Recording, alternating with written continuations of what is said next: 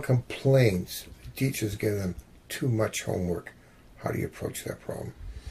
These days, kids are getting a lot of homework. Volumes of homework.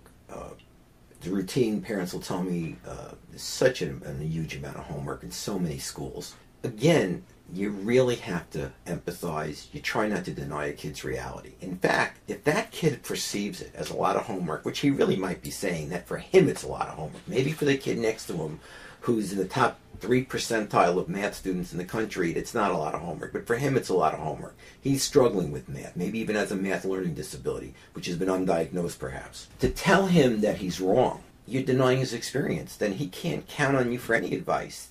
How can he turn to you for help? Even for tutoring. It's like if you don't understand his basic feelings, so you say to him again, I could see what you're saying.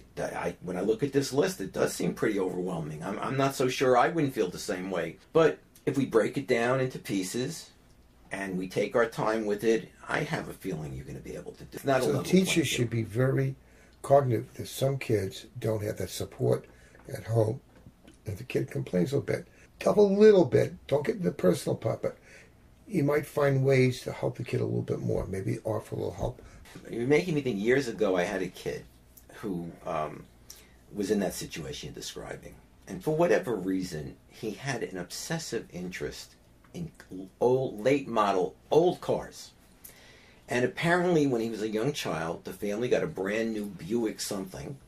And he, as a teenager, was obsessed with this car. And in fact, he was heartbroken that they had to eventually give it up. So the kid really, what I looked at it as is obviously that car was represented a better time in his life when his family was together, things were good. Now the family was splintered, fragmented, and dysfunctional. So what I did was I went and I called up General Motors and I got the original sales brochure for that model and sent away for it. And it was, some perfunctory fee, like $8. Something. And I gave it to that kid. And I mean, needless to say, he was beaming. Needless to say.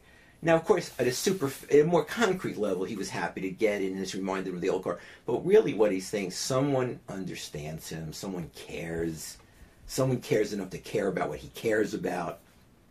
So I think that teachers and people working with kids should go that extra mile